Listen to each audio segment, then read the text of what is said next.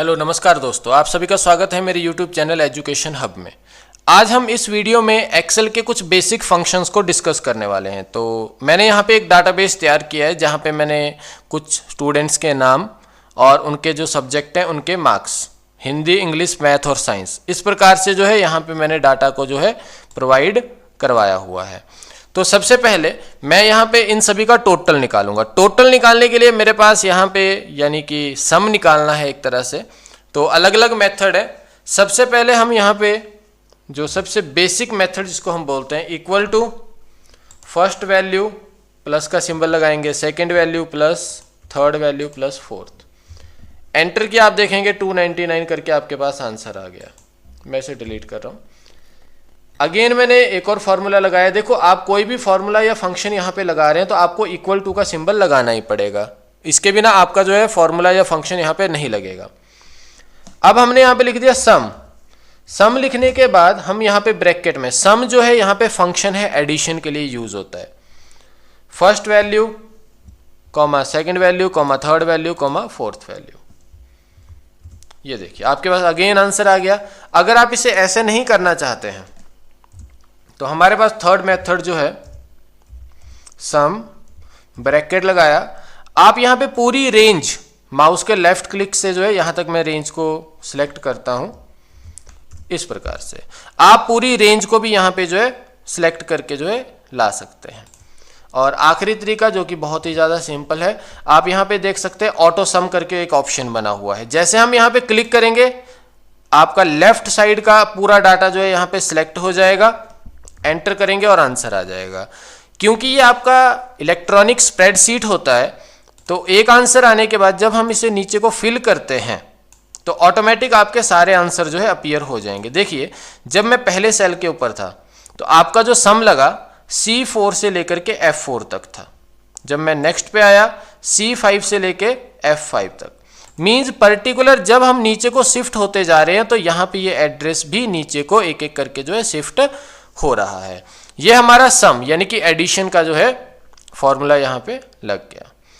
अब अगर हमने परसेंटेज की बात करनी है, देखो परसेंटेज निकालने के लिए बहुत ही सिंपल सा, इक्वल टू आपके टोटल कितने मार्क्स आए हैं, सिलेक्ट किया हमने, मल्टीप्लाई का सिंबल लगाएंगे क्योंकि परसेंटेज आपकी 100 आउट ऑफ होती है तो 100 से डिवाइडेड बाय और टोटल कितने सब्जेक्ट हैं आपके। तो हमारे पास यहाँ पे 4 सब्जेक्ट थे यानी कि 400 में से जो है ये चीज़ हो रही है 4 सब्जेक्ट के हिसाब से।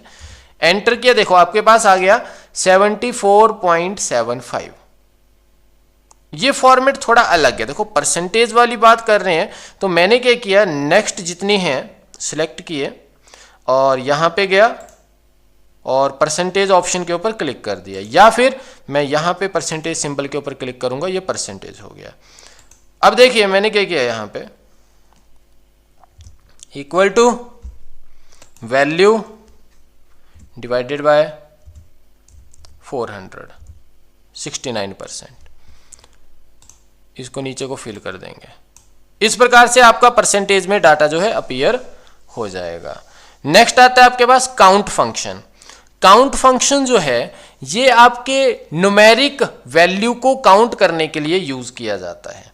जैसे कि मैं यहां से लेकर के अगर यहां तक वैल्यूज को काउंट करना चाहता हूं तो कितनी न्यूमेरिक वैल्यूज यहां पे अपीयर हो रही हैं, 1 2 3 4 5 6।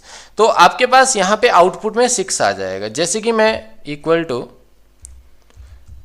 काउंट ब्रैकेट में उन सभी वैल्यूज को सिलेक्ट करने के बाद एंटर, ये देखिए 6, क्योंकि सारे ही आंसर 6 आने वाले हैं तो मैंने सिर्फ आपको एक ही समझाया। इसके बाद हमारे पास एवरेज। तो एवरेज फंक्शन यानी कि इक्वल टू, आप यहाँ पे एवरेज करके लिखेंगे। जब कभी आप फंक्शन को यहाँ पे लिख रहे होते हैं तो ऑटोमेटिक आपके पास जो है अगर वो इनबिल्ट है तो अपीयर हो जाता है। तो हमने यहाँ पे एवरेज लिखा, ब्रैकेट, जिन नंबर्स यानी कि जिन मार्क्स का आपको एवरेज निकालना है उन मार्क्स को आप सिलेक्ट करेंगे और एंटर कर देंगे।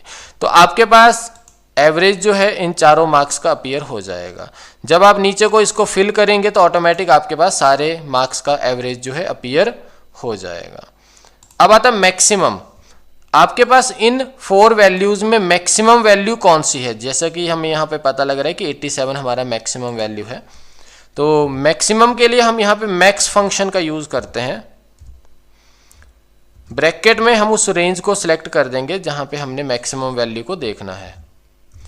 ये देखिए, नीचे को फिल किया तो आपकी जो जो मैक्सिमम वैल्यू होगी वो सारी की सारी यहाँ पे अपीयर हो जाएगी।